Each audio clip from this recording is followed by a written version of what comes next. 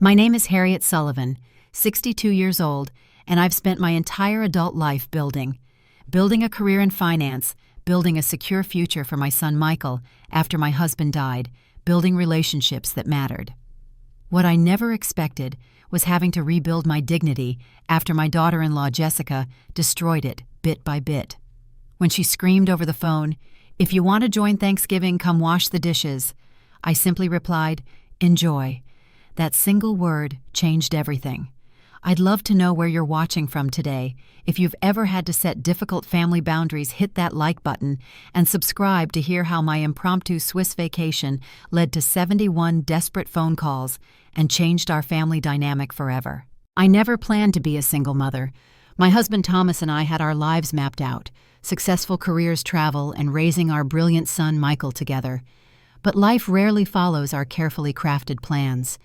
When Thomas died suddenly of an aneurysm, when Michael was just 10, our world shattered in an instant. There I was, a 35-year-old widow with a heartbroken child and a future suddenly uncertain. I allowed myself exactly 1 week of complete breakdown. 7 days of barely functioning, of Michael and I holding each other while we cried. Then on day 8, I put on my suit, dropped Michael at school with extra hugs, and walked into my office at Weber Financial with a determination that would define the next 2 decades of my life. I was already successful before Thomas died, a senior financial analyst on the fast track to executive leadership. But after his death, my career became both a lifeline and a necessity. I worked harder than ever, impressing even the most demanding partners with my precision and insight. What they didn't see were the nights I spent learning how to fix the kitchen sink because we couldn't afford a plumber, or practicing baseball in the backyard because Michael needed a pitching partner. Somehow we made it work. I scheduled every client meeting, every business trip, every late night around Michael's needs. I never missed a parent-teacher conference or a baseball game. My colleagues marveled at my perfect work-life balance, not realizing it was held together by 4 a.m. wake-ups, meticulous planning, and the occasional bathroom cry when it all became too much. Michael thrived despite our loss. He was naturally intelligent, kind-hearted, and driven in his own quiet way. Where I was assertive and direct, necessary traits for a woman in finance in the 1990s, Michael was thoughtful and diplomatic, sometimes too diplomatic. Even as a teenager, he avoided conflict at all costs, often acquiescing rather than standing his ground when he should have fought back. "Mom, it's just easier this way," he'd say, when I urged him to confront a friend who had taken advantage of his generosity or a teacher who had overlooked his contributions. "Easier isn't always better in the long run, Michael," I'd respond. "Sometimes you need to speak up for yourself." It was advice he rarely took, a pattern that would eventually cause us both pain. Despite this tendency to avoid confrontation, Michael excelled academically. When he announced his intention to become a doctor, I couldn't have been prouder. Every bonus, every promotion I earned went directly into his education fund. By the time he entered medical school at 22, I had worked my way up to executive vice president at Weber Financial, overseeing international investment strategies that affected markets across 3 continents. Michael was in his final year of medical school when he met Jessica. He called me immediately after their first date, something he had never done before. "Mom, she's incredible," he gushed. "Smart, beautiful, ambitious. She's going into dermatology. We talked for hours about medical ethics and didn't even notice the restaurant was closing." I was delighted.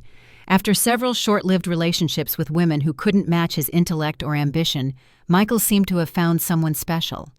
When I met Jessica for the first time at a dinner I hosted in my home, I was initially impressed.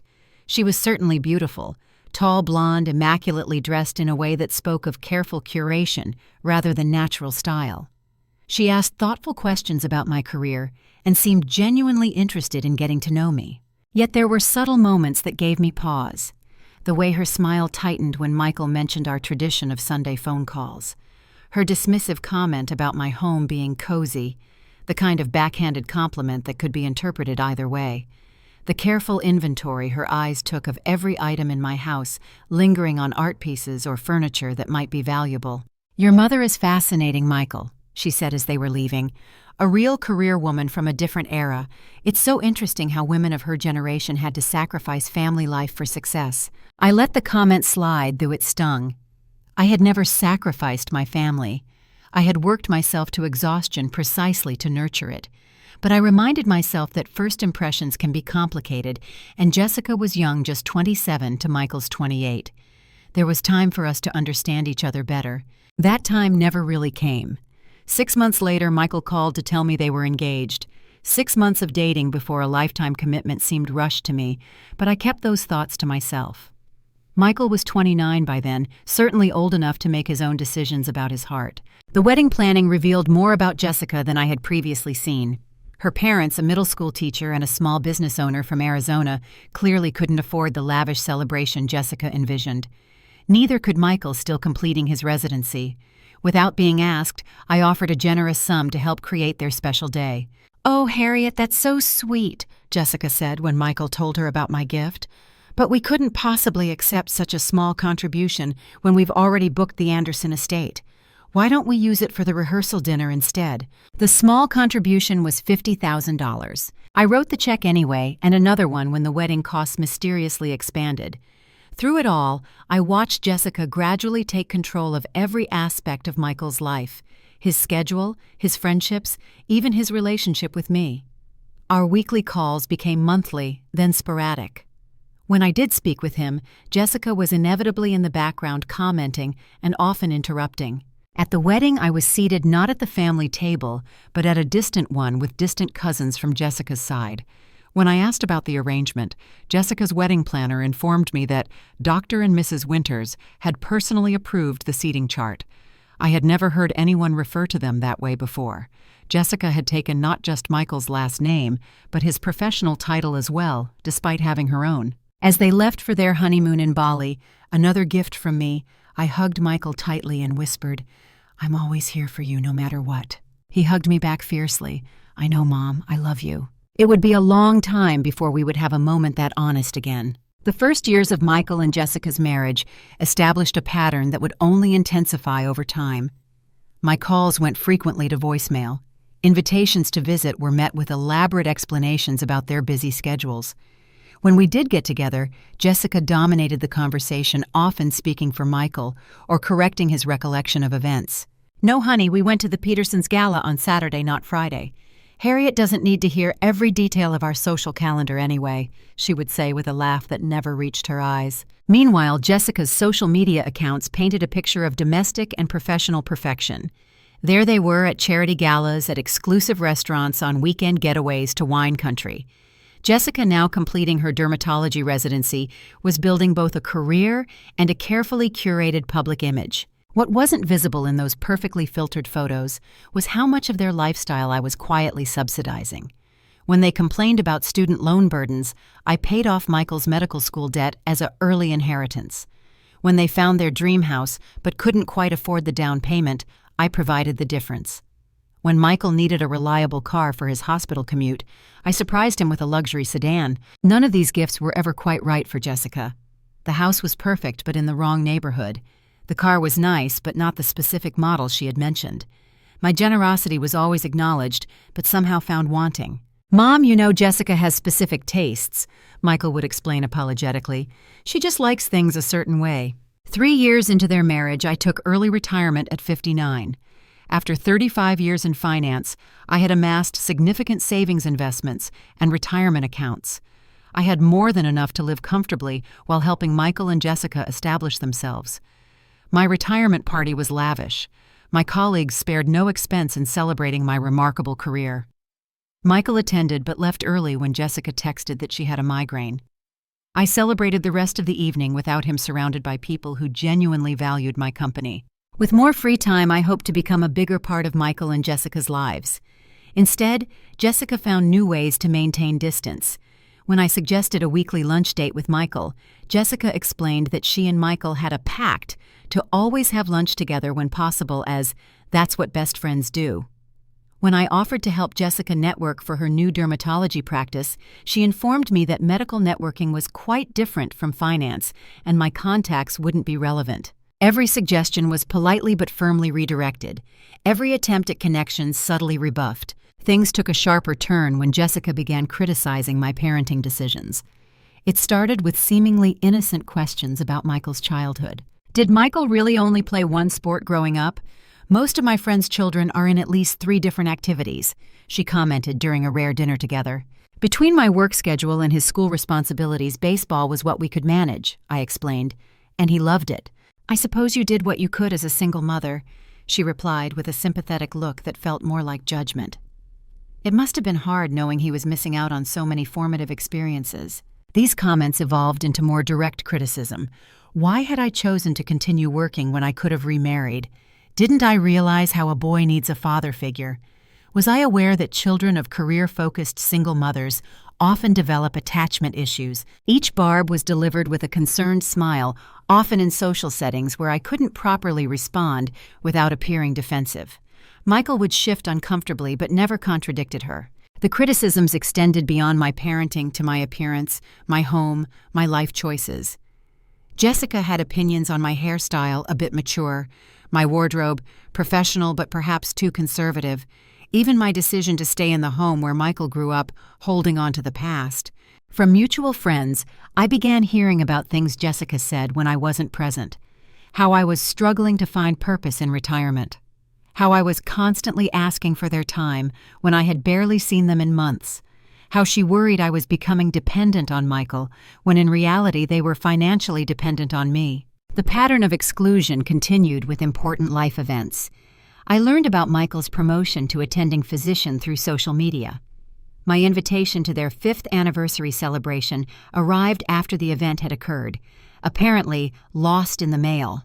I was told their holiday plans with Jessica's family had been set in stone months ago when I suggested hosting Christmas. Through it all, I maintained my dignity. I never complained to Michael about Jessica's behavior. I never withdrew my financial support. I never stopped trying to be part of their lives in whatever limited way Jessica would allow. Then came the news that should have changed everything. Jessica was pregnant. I was going to be a grandmother. When Michael called with the announcement, I cried with joy. This child represented a new chapter, a chance for the connection I had been missing. Emma Rose Sullivan was born on a beautiful spring morning. In the hospital, holding my granddaughter for the first time, I felt a surge of love so powerful it took my breath away. Here was a perfect new beginning, untouched by past tensions. But even this pure moment wasn't safe from Jessica's control. As I cradled Emma, Jessica called from her hospital bed, "Just 5 minutes, Harriet. The baby needs to nurse again, and too many people holding her will confuse her about proper latching." The pattern with Emma was established from the beginning. My visits were tightly scheduled and frequently canceled last minute due to nap schedule changes or doctors' recommendations about limiting visitors. When I did see Emma, Jessica hovered constantly correcting my holding technique, the songs I sang, even the tone of voice I used. "Actually, studies show babies prefer high-pitched voices," she would say, taking Emma from my arms mid-interaction. "And we're not doing traditional lullabies. We play Mozart and Bach instead, better for neural development." Despite these obstacles, I fell completely in love with my granddaughter. I converted the former guest room in my home into a nursery, stocking it with everything Emma might need for overnight stays. Those stays never materialized. There was always some reason why Emma couldn't spend the night. She was too young, she wasn't sleeping well. Jessica was still establishing milk supply. What became increasingly clear was that Emma was Jessica's most effective tool for extracting what she wanted from me. Hints about expensive baby equipment would be followed by restricted access if I didn't immediately offer to purchase it. Comments about the struggle to afford full-time nannying were paired with suggestions that perhaps Grandma could contribute to childcare costs since she wants to be involved. Emma was now 18 months old, and I had never been allowed more than 2 hours alone with her. Every boundary I respected was replaced with a new, more restrictive one. Every financial contribution I made was met with demands for more. And Michael, my beloved son, continued to stand silently by as the distance between us grew. November arrived with unseasonably cold weather and the promise of holiday gatherings. Thanksgiving had always been my favorite holiday. Before Michael married Jessica, we had established wonderful traditions, volunteering at a local shelter in the morning, then preparing our feast together while watching the parade. Even during the busiest years of my career, Thanksgiving was sacred time. Since his marriage, Thanksgiving had become a negotiation. Some years they spent it with Jessica's family in Arizona. The years they stayed in town, I was invited to their home for a precisely timed dinner slot, usually scheduled around Jessica's preferred eating time of 3 in the afternoon. This year, I was particularly excited because Emma was now old enough to truly participate in holiday festivities. She was talking in simple sentences, showing her personality developing preferences.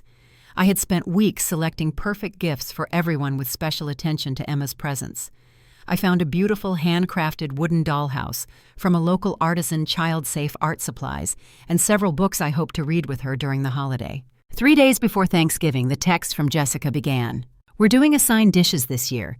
Could you bring a sweet potato casserole, dinner rolls, homemade only, and an organic green salad, and wine, good wine, not supermarket?" I replied that I'd be happy to bring those items, though I gently mentioned that I had planned to make my traditional apple cranberry pie that Michael had always loved. "We already have Aunt Linda bringing dessert. Stick to the assigned dishes, please." The next message outlined the schedule. "Dinner will be at 3 p.m. sharp. Family photos at 2. Please arrive by 1 to help set up." Again, I agreed, though I noted that arriving 2 hours early seemed excessive for setup. The response was immediate. "We have a lot to do. Michael's colleagues will be joining, so everything needs to be perfect." This was the first I had heard about other guests. In previous years, Jessica had insisted on intimate family-only gatherings, which somehow always included several of her friends, but none of mine. The final message came that evening. "Please wear autumn colors for the photos. No patterns, no black. And we're asking everyone to make a financial contribution toward the organic heritage turkey. It's $95. You can Venmo me." I sat looking at my phone, a strange sense of calm settling over me. This wasn't about Thanksgiving dinner. This was about control. This was about putting me in my place. I hadn't responded to the Venmo request when my phone rang the next morning. It was Jessica, her voice sharp with irritation. "Harriet, did you see my text about the turkey contribution? We need to finalize our order today." "Yes, I saw it," I replied evenly. "I'm happy to contribute." "Great," she said, her tone instantly warming. "And while I have you, there's one more thing. We'll need help with cleanup after dinner. Michael's colleagues are coming a long way, and I can't exactly ask them to wash dishes. Since you're coming alone, we thought you could handle kitchen duty." I said nothing, trying to process what I was hearing. "Harriet, are you there?" "I'm here. You want me to wash dishes for your guests?" "Well, everyone needs to contribute something," she said with a laugh that contained zero humor. "Michael's hosting, I'm cooking the main dishes, his colleagues are important connections. You know how it is." "Actually, I don't know how it is," I replied, my voice still calm, though my hands had begun to shake. "Look!" Jessica's voice rose, patience clearly evaporating. "If you want to join Thanksgiving, come wash the dishes. Otherwise, what exactly are you bringing to the table besides store-bought rolls and a mediocre salad?" The silence stretched between us. In that moment, 30 years of boardroom negotiations served me well. I kept my voice steady, devoid of the hurt and rage building inside me. "Enjoy your Thanksgiving, Jessica." "What is that supposed to mean?" she demanded. "It means enjoy your Thanksgiving," I repeated, then ended the call. My phone immediately rang again. This time it was Michael. "Mom, what did you say to Jessica? She's really upset." "I imagine she is," I replied.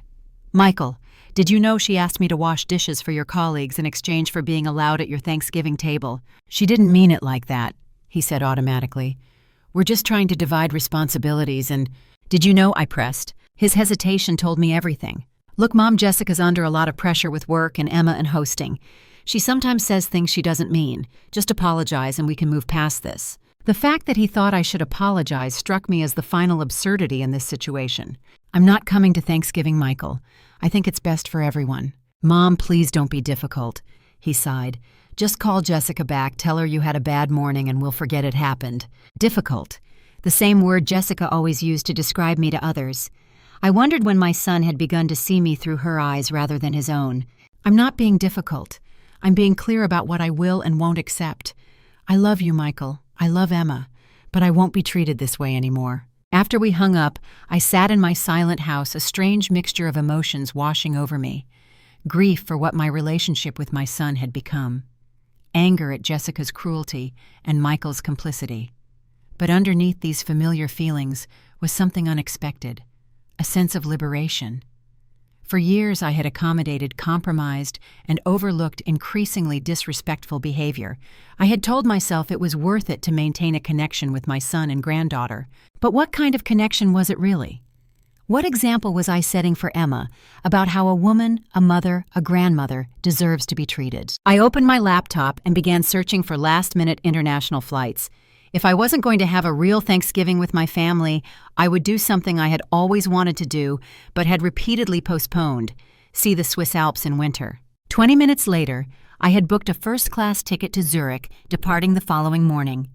1 hour after that, I had reserved a luxury villa at an exclusive resort in the Alps with panoramic mountain views and every amenity imaginable.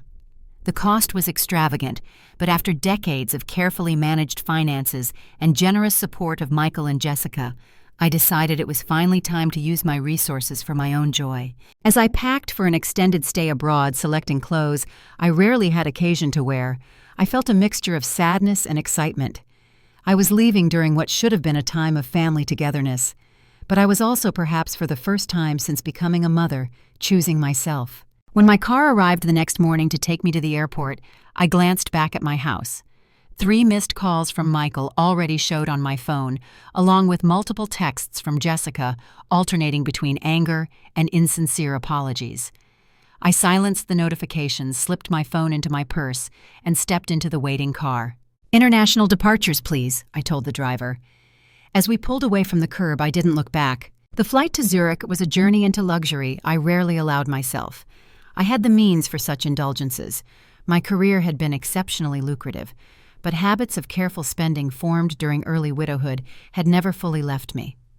In first class, with its flatbed seats and attentive service, I felt both guilty and deserving. When the flight attendant offered champagne before takeoff, I hesitated only briefly before accepting. "Is this a business or pleasure trip?" she asked as she poured. "Liberation," I replied, surprising myself with the candor. "I'm liberating myself." She smiled knowingly. "Then this calls for a full glass." I slept surprisingly well on the overnight flight, waking as we began our descent into Zurich. Out the window, the rising sun painted the distant Alps in shades of pink and gold.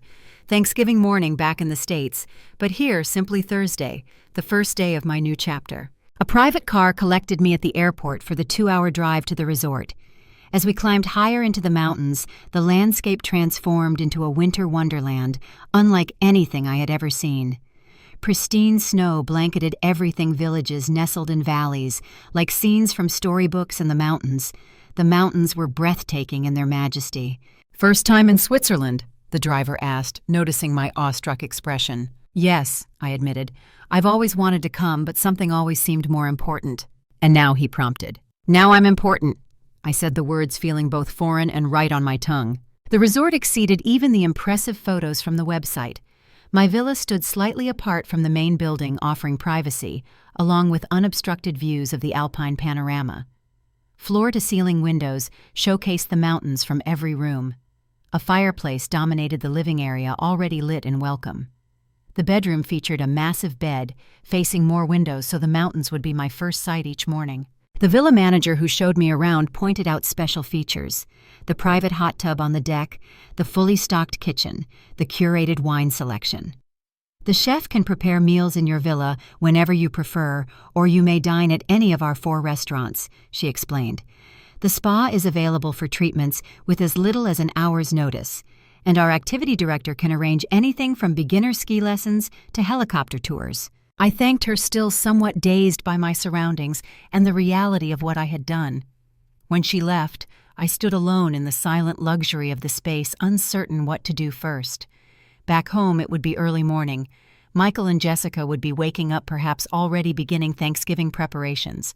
Would they be angry, worried, relieved not to deal with me? Pushing these thoughts aside, I unpacked methodically, arranging my clothes in the cedar-scented closet. I took a long shower in the marble bathroom with its rainfall showerhead and array of Swiss spa products. Wrapped in the softest robe I had ever worn, I stepped onto the deck, letting the cold mountain air fill my lungs. For the first time in longer than I could remember, I had no responsibilities to anyone but myself. No one's expectations to meet, no one's approval to seek. The freedom was terrifying and exhilarating in equal measure. I spent that first day in a pleasant daze exploring the resort grounds, having a light lunch at the casual bistro, booking a massage for the late afternoon. I deliberately avoided checking my phone, leaving it charging in the villa. Whatever crisis my absence had created could wait. I had spent decades being immediately available to everyone in my life. In the resort's elegant main restaurant that evening, I was seated at a small table overlooking the illuminated mountains. As I contemplated the extensive menu, a voice spoke from nearby. "It's quite overwhelming the first time, isn't it? May I recommend the truffle risotto? It's divine." I looked up to see an elegant woman about my age dining alone at the adjacent table. She had silver-streaked dark hair worn in a stylish bob, intelligent eyes, and an accent I couldn't quite place. "Thank you," I replied. "I'll trust your judgment." She smiled. "I'm Claudia. I come here every winter, so I've tried everything on the menu at least once." "Harriet," I offered. "And this is my first time, not just here but in Switzerland altogether." "Ah, a Switzerland virgin," she laughed. "How wonderful to experience it all fresh. Are you here for long?" "I'm not certain," I admitted. "My plans are somewhat open-ended." Claudia nodded as if this was perfectly normal. "The best kind of travel. Would you care to join me? I promise excellent menu guidance and only as much conversation as you desire." I hesitated only briefly before gathering my things to move to her table. Something about Claudia put me instantly at ease. Perhaps her direct manner so different from the passive-aggressive interactions I'd grown accustomed to with Jessica. Over dinner, which included the indeed divine truffle risotto, Claudia and I discovered numerous commonalities. She was a widow of 5 years, had built a successful interior design business in Geneva, and had one daughter who lived in London. When I mentioned I was missing Thanksgiving, she asked about American holiday traditions with genuine interest. "And your family didn't accompany you on this trip?" she inquired, pouring us each more wine. I surprised myself by telling her everything. Michael, Jessica, Emma, the Thanksgiving ultimatum. I hadn't intended to burden a stranger with my family drama, but once I began, the whole story poured out. Claudia listened without interruption, her expression shifting between sympathy and indignation on my behalf. When I finished, she reached across the table and squeezed my hand. "My dear Harriet, you have done exactly the right thing. Some lessons can only be taught through absence. I learned this with my own daughter." She went on to explain how her relationship with her daughter had followed a similar pattern after her marriage: increasing demands, decreasing respect. I finally took a 2-month sailing journey through the Greek islands. No warning, just a postcard saying I'd return when I felt valued again. Miraculously, by the time I returned, my daughter had gained a remarkable new appreciation for my role in her life. As we parted after dinner, Claudia invited me to join her for skiing the next day. "Beginner slopes only," she assured me when I explained my limited experience. "And the resort has excellent instructors. Say yes, Harriet. Say yes to everything while you're here." I did say yes to skiing and to so much more in the days that followed. Morning lessons on the gentle slopes where I fell frequently, but laughed more than I had in years. Afternoon spa treatments that melted decades of tension from my body. Evenings with Claudia and other international travelers she introduced me to: a retired British judge, a Brazilian artist, a Japanese businessman. On what would have been Thanksgiving evening back home, I finally checked my phone. 27 missed calls, 42 text messages, all from Michael and Jessica, the tone evolving from anger to confusion to concern. "Mom, where are you? This is ridiculous." "Harriet, your behavior is completely irresponsible." "Mom, please call us, we're worried." I put the phone down without responding and instead opened my laptop. With Claudia's encouragement, I selected the most spectacular photos of my villa and the alpine views. "Let the images speak for themselves," she advised with a mischievous smile. I posted them to my rarely used social media account with a simple caption: "Thankful for new adventures, #Swiss Alps, #self-care." Then I turned off all devices and joined Claudia and our new friends for a fondue dinner, complete with Swiss folk music and local wines. As we dipped bread into the bubbling cheese and laughed at the judge's dry courtroom anecdotes, I felt a sensation I hadn't experienced in far too long: joy, unmixed with worry about anyone else's approval. The Swiss days developed a pleasant rhythm. Mornings on the slopes where I progressed from absolute beginner to moderately confident novice. Afternoons exploring nearby villages with their charming shops and cafes, or relaxing at the spa. Evenings with my expanding circle of international friends, swapping life stories and perspectives. In conversations with Claudia, I gained insights into my relationship with Michael and Jessica that I had been unable to see on my own.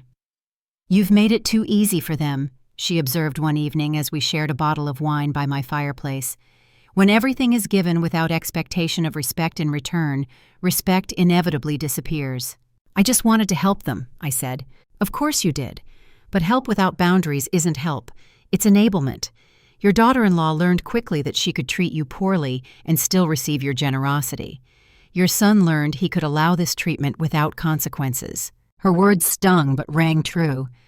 I had been so afraid of losing my connection to Michael after Jessica entered the picture that I had accepted increasingly unacceptable behavior, hoping my generosity would eventually win her over. Instead, it had taught both of them that I could be taken for granted. "What do I do now?" I asked. "Exactly what you're doing," Claudia replied. "Live your life joyfully without them. Post occasional reminders of that joy. Answer their messages when you're ready on your terms. And when you do see them again, establish clear expectations about how you will and won't be treated." As my first week in Switzerland extended into a second, I began to consider extending my stay through Christmas. The thought of going home to an empty house while Michael, Jessica, and Emma celebrated without me was unbearable. But the thought of accepting another invitation to be treated as an unwelcome obligation was worse. Claudia encouraged this plan. "The resort is magical during Christmas. They bring in choirs from local villages, there's a traditional market set up in the main square, and on Christmas Eve, a torchlight parade down the mountain. Stay, Harriet. Give yourself this gift." I booked the villa through the new year. Meanwhile, I continued posting carefully selected photos, me smiling on ski slopes, enjoying fondue dinners, raising glasses with my new friends. I took a cooking class featuring Swiss cuisine, enrolled in beginning German lessons, and signed up for a day trip to a famous chocolate factory. Each new experience was documented with a simple, joy-filled photo. I was living a life I had never imagined for myself, spontaneous indulgence centered on my own pleasure rather than others' needs. And I was discovering to my great surprise that I liked this version of Harriet Sullivan very much indeed. The first call came within an hour of my initial social media post. I watched Jessica's name flash on my phone screen and let it go to voicemail. The message was predictably angry. "Harriet, what the hell? You're in Switzerland while we're worried sick? Call us immediately." The calls continued throughout that evening and the next day. Michael's alternated with Jessica's, his tone increasingly concerned while hers oscillated between rage and artificial worry. "Mom, please let us know you're okay. We don't understand what's happening." "Harriet, this behavior is extremely immature. You've ruined Thanksgiving and upset Emma." By my count, my phone rang 71 times over the first 3 days after my posts appeared. I watched the notifications accumulate but maintained my silence, focusing instead on my newfound alpine life. On the 4th day, I received a text from an unexpected source, Jessica's mother, Linda. "Harriet, I hope you're well. Jessica told us you abandoned Thanksgiving plans last minute. Knowing my daughter, I suspect there's more to the story. Enjoy Switzerland. I've always wanted to visit. Take the time you need." This message, so different from the others, brought tears to my eyes. Linda and I had always maintained a cordial relationship, though Jessica ensured we were rarely at family gatherings simultaneously. This small gesture of understanding felt like the first authentic communication I'd received since arriving in Switzerland. I replied to Linda, "Thank you for your message. There is indeed more to the story. I'm well and taking some much-needed time for myself. I appreciate your understanding." Linda's response came quickly. "Women of our generation often forget to put ourselves first. I'm glad you're doing it now. Jessica has her challenges, as you well know. When you're ready to talk to them, I'm happy to help navigate if needed." This exchange gave me the strength to finally listen to the accumulating voicemails and read the text messages. The narrative Jessica had created was both predictable and infuriating. I had abandoned the family without warning, worried everyone sick, and ruined the holidays with my selfish disappearance. In one particularly galling voicemail, Jessica actually said, "Emma was devastated that Grandma wasn't there for her first real Thanksgiving.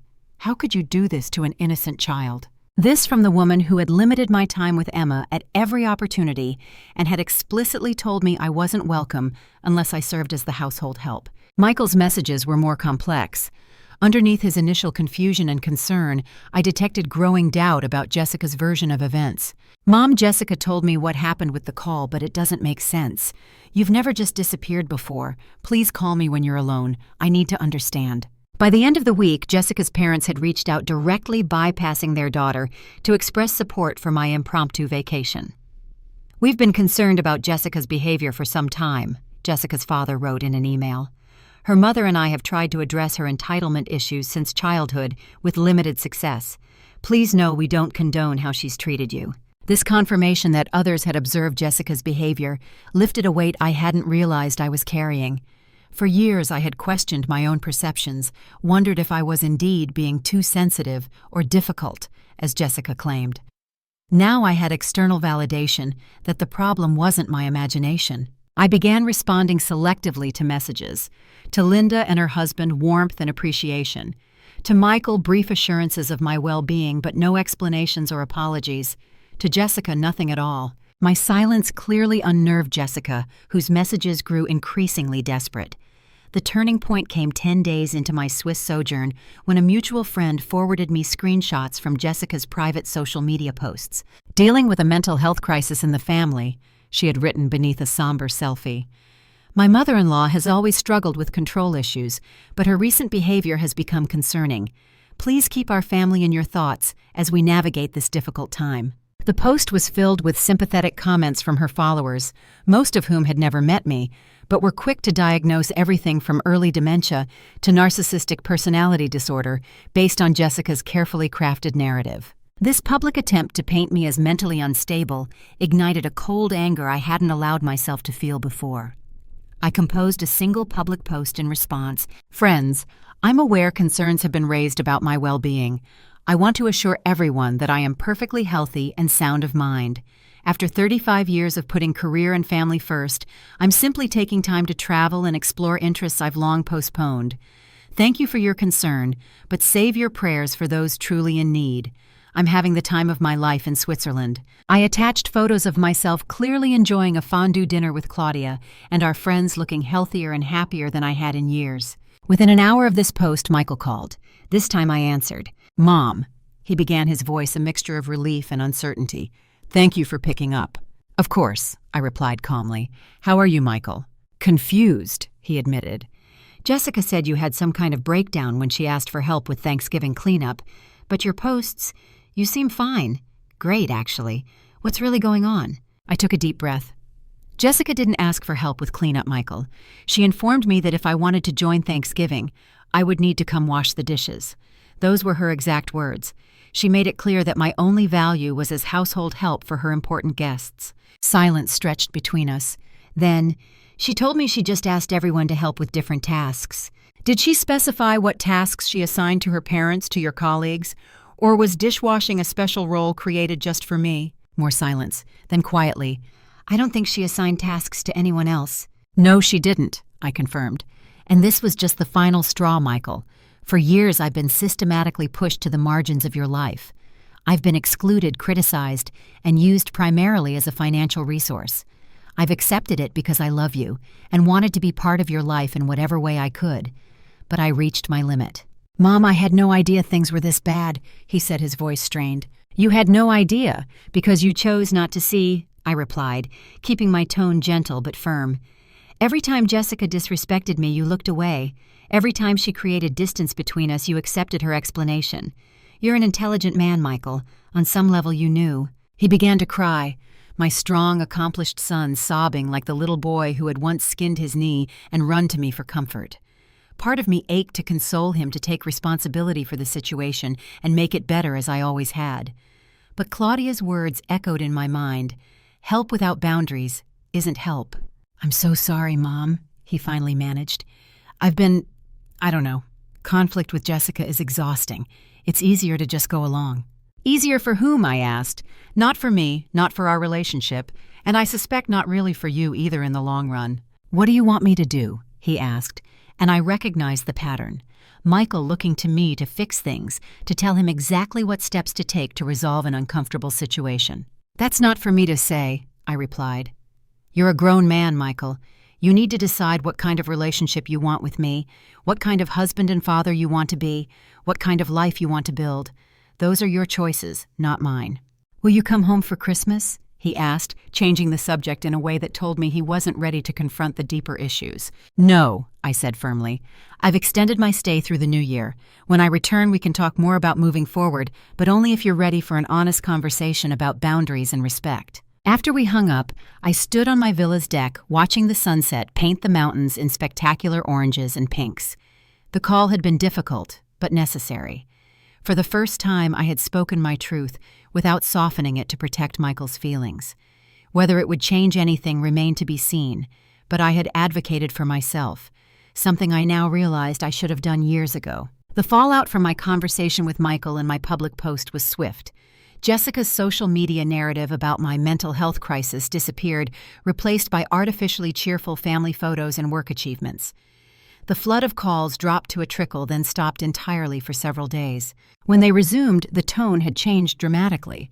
Jessica left a tearful voicemail claiming she never meant to hurt me and must have communicated poorly about Thanksgiving.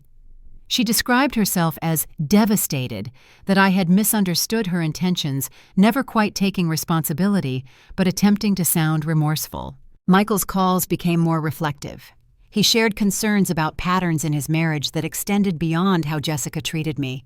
Her control of his friendships, her expensive tastes that strained their finances despite both their medical salaries, her critical approach to his parenting of Emma. "I feel like I'm walking on eggshells all the time," he admitted in one late-night call. "Nothing I do is ever quite right." I listened without offering solutions, allowing him to reach his own conclusions. It was a new approach for me, being supportive without taking responsibility for fixing his problems, and it felt both strange and right. 2 weeks after my original post, Jessica called with a dramatically different approach. Gone was the angry entitlement replaced by what I recognized as manipulation disguised as affection. "Harriet," she began warmly, as though we were the closest of friends, "we miss you terribly. Emma asks for Gamma every day. We've been thinking, why don't we fly out to Switzerland to join you for Christmas? We could make it a family adventure. My parents said they'll watch the house. What do you think? Wouldn't that be wonderful?" I almost laughed at the transparency of it. After years of restricting my access to Emma and creating every possible obstacle to family gatherings, Jessica was suddenly eager for a Swiss family Christmas. The reason was obvious. She had seen the luxury I was enjoying without them and wanted access to it. "That's a kind offer, Jessica," I replied evenly. "But I've made other plans for Christmas here that I'm looking forward to. Perhaps we can plan a family trip another time with more advance notice." Her voice instantly hardened. "I'm trying to build bridges here, Harriet. Emma needs her grandmother. If you really cared about her, you'd want to see her." "I love Emma deeply," I replied. "And when I return, I hope to have regular, meaningful time with her. But using her as leverage isn't going to work anymore. I'll see you all when I get back." After hanging up, I forwarded Jessica's voicemails to Michael, both the tearful apology and the subsequent attempt at manipulation when that failed. "I thought you should hear both sides of these conversations," I wrote. "I want you to understand what I've been navigating for years." His response was simple but significant. "I'm starting to see things clearly for the first time." Christmas in Switzerland was everything Claudia had promised, and more. The resort transformed into a winter wonderland with tasteful decorations, nightly concerts featuring local choirs, and special menus highlighting traditional Swiss holiday foods. The predicted torchlight parade on Christmas Eve was magical. Hundreds of skiers descending the mountain in the darkness, their torches creating a river of light against the snow. I had expected to feel some sadness being away from Michael and Emma during the holidays. Instead, I found myself fully present in the joy of new experiences and friendships. Claudia and our circle exchanged small gifts on Christmas morning, followed by a champagne brunch and an afternoon of gentle skiing on nearly empty slopes. That evening, as we gathered for a lavish dinner in the main restaurant, my phone rang with a video call from Michael. I stepped into the lobby to answer and found myself looking at both Michael and Emma, the latter in Christmas pajamas clutching a new stuffed penguin. "Merry Christmas, Mom," Michael said while Emma waved enthusiastically. "Gamma Santa came," she announced, holding up her penguin for my inspection. "He did." "What a lucky girl you are," I replied, my heart squeezing at the sight of her animated face. "Do you like your penguin?" "His name is Waddles," she informed me seriously. "Daddy says you're in the snow like Waddles." "That's right, there's lots of snow here," I confirmed. "Maybe someday you can come see it too."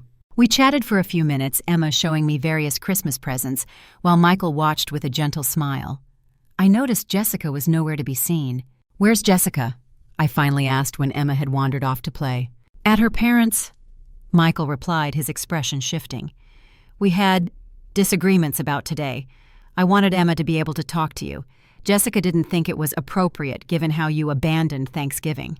The old Michael would have given in to avoid conflict. This Michael had apparently stood his ground. "Thank you for calling," I said simply. "It means a lot to see you both." "Mom," he said hesitantly, "I've been doing a lot of thinking since our talks. About Jessica, about our marriage, about how we've treated you. I've started seeing a therapist on my own." This was unexpected and encouraging news. "I think that's very wise, Michael. I don't want Emma to grow up thinking it's normal to treat people the way Jessica treats you," he continued. "I don't want her learning those patterns, and I don't want to keep living like this myself." I nodded, careful not to push or direct him. "Those are important realizations. When are you coming home?" he asked. "January 3rd, I replied. "I've booked my flight." "Could we talk when you're back? Just you and me?" "Of course," I agreed. "I'd like that very much." After we hung up, I rejoined Claudia and our friends at the dinner table, my heart lighter than it had been in months. Michael was beginning to see the reality of his situation for himself. He was taking steps small but significant toward change. The last week of my Swiss adventure was bittersweet. I had fallen in love with the mountains, the village, the slower pace of life, focused on enjoyment rather than productivity. I had made genuine friendships, particularly with Claudia, who insisted we exchange information and make plans to visit each other in the future. "This doesn't end when you go home," she assured me as we shared a final dinner. "This is just the beginning of the new Harriet." On New Year's Eve, watching fireworks explode over the mountains, I reflected on the extraordinary journey the past month had been. I had come to Switzerland broken-hearted, angry, searching for escape. I was leaving renewed, centered, and clear-eyed about the boundaries I needed to establish in all my relationships. Jessica made one final attempt at manipulation before my return, sending a lengthy email detailing financial difficulties they were facing. Unexpected repairs to their luxury SUV, increased childcare costs, and exclusive preschool they wanted for Emma. The unspoken message was clear. Despite everything, she still expected me to serve as their personal ATM. I didn't respond. Michael called the day before my departure. "Safe travels, Mom. I'm looking forward to seeing you. Maybe lunch when you're settled. Just us." "I'd love that," I replied. "And Michael, I've missed you. The real you." "I think I've missed me too," he said quietly. The woman who returned from Switzerland in January was not the same one who had fled in November. Externally, the changes were subtle. A new haircut, a wardrobe enhanced by Swiss boutique, finds a healthy glow from weeks of mountain air and regular activity. But internally, the transformation was profound. I had rediscovered myself beyond the roles of mother-provider and financial resource. I had remembered what it felt like to wake up each morning asking, "What would bring me joy today?" rather than, "What does everyone else need from me?" I had experienced the liberation of setting boundaries and the exhilaration of having them respected.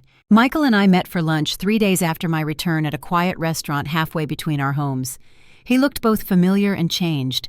The same handsome features, but new lines of stress around his eyes, a tension in his shoulders I hadn't noticed before. We exchanged pleasantries about my trip and his work before he got to the heart of the matter. "Mom, I've been doing a lot of thinking," he began, turning his water glass slowly.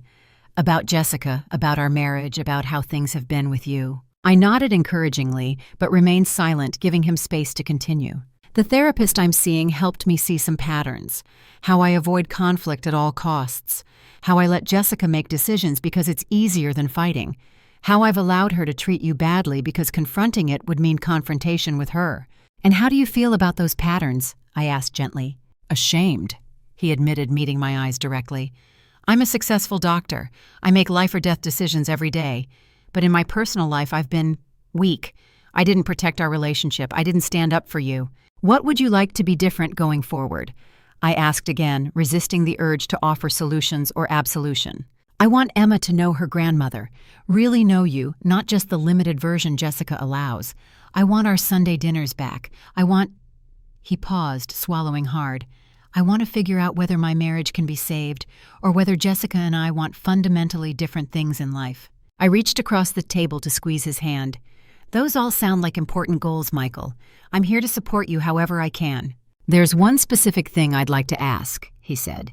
"Would you be willing to have regular time with Emma? Maybe one afternoon a week." Jessica has agreed to it. I raised an eyebrow at this. "Jessica has agreed, that's a change." Michael looked slightly uncomfortable. She knows things need to change, and to be completely honest, her parents spoke with her. They were not happy about how Thanksgiving played out. They've been helping her see how her behavior affects others. This was an interesting development. Jessica's parents as unexpected allies. I made a mental note to reach out to them with gratitude. I would love regular time with Emma, I said. But I need to be clear about something, Michael. My relationship with you and Emma is not contingent on financial support anymore. I'm happy to be generous with things that truly matter. Education funds for Emma, experiences we can share as a family. But I won't be funding luxury vehicles or house upgrades or expensive preschools to buy access to my granddaughter. Michael nodded quickly. I understand, and I agree. It wasn't right how things were before. We spent the rest of lunch discussing practical arrangements for my time with Emma and catching up on the parts of each other's lives we had missed during our estrangement. It felt like a new beginning, tentative but hopeful. That evening I called Claudia to update her on the conversation. It sounds promising, she said after I recounted the lunch. But remember, change takes time. There will be setbacks. Jessica has had things her way for years. She won't surrender control easily. I know, I agreed. But for the first time, I feel like Michael sees it too. That makes all the difference. The following week brought my first official grandma afternoon with Emma. Jessica was noticeably cool during the handoff, but she made an effort at civility. Emma, now almost 2, was delighted by the undivided attention and the child-friendly spaces I had created in my home during my absence. We baked simple cookies, read stories, and played with the wooden dollhouse I had originally bought for her Christmas gift. When Michael came to collect her, she protested, clinging to my leg. No, go stay with Gamma. The look of surprise on Michael's face told me how unexpected this attachment was after Jessica's careful limiting of our relationship. She really loves being with you, he said as he gently disentangled her. The feeling is mutual, I replied, kissing Emma's forehead. We'll do this again next week, sweetheart. These weekly afternoons became the highlight of my new routine, which also included local travel classes at the community center and regular video calls with my Swiss friends. I joined a book club, took up watercolor painting, and began consulting part-time for a nonprofit focused on financial literacy for women. All things I had been interested in, but had never prioritized during my working years or in the aftermath when Jessica controlled access to my family. Jessica's attitude toward me remained complicated. When she realized I was serious about not providing additional financial support, she went through a period of renewed hostility, canceling 2 of my scheduled afternoons with Emma for dubious reasons. Michael, to his credit, reinstated them and made it clear that my time with Emma was non-negotiable. As weeks passed, Jessica seemed to accept that the dynamic had permanently changed. She was never warm. I had no illusion that we would ever have a close relationship. But she became consistently civil. On one memorable occasion, when I returned Emma after an afternoon together, Jessica actually invited me in for coffee. Michael says you've been teaching Emma songs you used to sing to him, she remarked as she poured. Yes, just simple lullabies and nursery rhymes, I confirmed, wary of criticism. To my surprise, she nodded thoughtfully. That's good. Continuity between generations. My mother didn't do things like that with me. It was the closest thing to a personal disclosure Jessica had ever made to me, a tiny window into what might have shaped her guarded, controlling nature. I didn't press, but I made a mental note that perhaps Jessica's relationship with her own mother was more complex than I had realized. 6 months after my return from Switzerland, Michael invited me to dinner at their home, the first such invitation that had ever come without conditions or expectations. The evening was surprisingly pleasant. Jessica was reserved but polite. Emma was thrilled to show me her room and toys, and Michael seemed more relaxed in his own home than I had seen him in years. As I was leaving, Michael walked me to my car. Things are better, he said quietly. The counseling is helping. Jessica's working on her issues with control. I'm working on actually expressing what I want instead of just going along. It's hard, but I think we might make it. I'm glad, I said sincerely. Emma deserves parents who are either happy together or happy apart. No child thrives in constant tension. I've been thinking about what you did, he continued. Going to Switzerland, choosing yourself after a lifetime of putting everyone else first. It was brave, and it changed everything, not just for you, but for all of us. I smiled, touched by his understanding. Sometimes the best thing we can do for those we love is show them we value ourselves. It sets the standard for how everyone should be treated. As I drove home that evening, I reflected on how much had changed in just over 6 months. My relationship with Michael was stronger and more honest than it had been since before his marriage. My bond with Emma was flourishing through consistent quality time together. Even Jessica and I had reached a workable, if distant, mutual respect. None of it would have happened if I had continued accepting disrespect and manipulation. None of it would have happened if I hadn't gotten on that plane to Switzerland and shown them all, and myself, that I deserved better. The following November, as another Thanksgiving approached, I decided to host the holiday in my home for the first time in years. I invited Michael, Jessica, and Emma, of course, but also Jessica's parents with whom I had developed a warm friendship, and several of my own friends who would otherwise have spent the holiday alone. The day before Thanksgiving, Jessica called me directly, still a rare occurrence. "I wanted to ask what I can bring tomorrow," she said, "and what time you'd like us to arrive." "Just yourselves," I replied, "and whatever time works for your schedule. We'll eat around 4. There was a pause. Then Jessica said something I never expected to hear from her. "Harriet, I want to apologize for last Thanksgiving. The things I said, they were inexcusable. I was stressed and taking it out on you, but that's no excuse. I'm sorry." The apology caught me completely off guard. "Thank you, Jessica. That means a lot. My parents have helped me see how my behavior affects others," she continued. "And therapy is, well, it's hard but necessary. I'm trying to be better for Emma and for Michael, and for myself too, I suppose." "That's all any of us can do," I replied. "Try to be better today than we were yesterday." When I hung up, I felt a sense of closure about the painful episode that had catalyzed so much change. Jessica's apology didn't erase the past, but it acknowledged it, a crucial step toward a healthier future relationship. The next day, my home filled with the sounds of family and friendship. Emma darted between adults, showing off new words and skills. Michael and Jessica arrived together, their body language more comfortable with each other than I had seen in years. Jessica's parents embraced me warmly, her father whispering, "What a difference a year makes." As we gathered around my table, I took a moment to appreciate the journey that had brought us here. From the broken-hearted woman who fled to Switzerland to escape pain, I had become someone who had built a life rich with meaning and joy, a life that included family, but wasn't defined solely by those relationships. "Before we eat," I said, raising my glass, "I'd like to toast to new beginnings and hard-earned wisdom, to setting boundaries with love, and to the courage to choose ourselves so we can truly be present for others." As glasses clinked around the table, Jessica's eyes met mine briefly. There was a new understanding between us, not friendship exactly, but a mutual respect born of difficult lessons learned on both sides. Later, as everyone helped with cleanup, without any demands or ultimatums, I stepped onto my back porch for a moment alone. The night was clear stars visible despite the city lights. I thought of Claudia and our alpine adventures, the unexpected friendship that had helped me find my way back to myself. The door opened behind me, and Michael joined me on the porch. "Everything okay, Mom?" "Everything is wonderful," I assured him. "I was just thinking about how much has changed since last year." "All because you decided your own worth wasn't negotiable," he said thoughtfully. "You know, I tell that story to friends sometimes, how my 62-year-old mother finally snapped and went to Switzerland instead of washing dishes at Thanksgiving. They always laugh, but then they get quiet thinking about their own family dynamics." I smiled. "Sometimes the most powerful thing we can do is simply say no to what diminishes us and yes to what honors our worth." Have you ever had to set difficult boundaries with family members who took you for granted? How did you find the courage to stand up for yourself? I'd love to hear your stories in the comments below. If this journey resonated with you, please hit the like button and subscribe to our channel for more real-life experiences. Share this video with someone who might need permission to prioritize their own well-being. Remember, it's never too late to choose yourself. Thank you for joining me today, and may you find the strength to create the life you deserve, filled with relationships that honor your worth.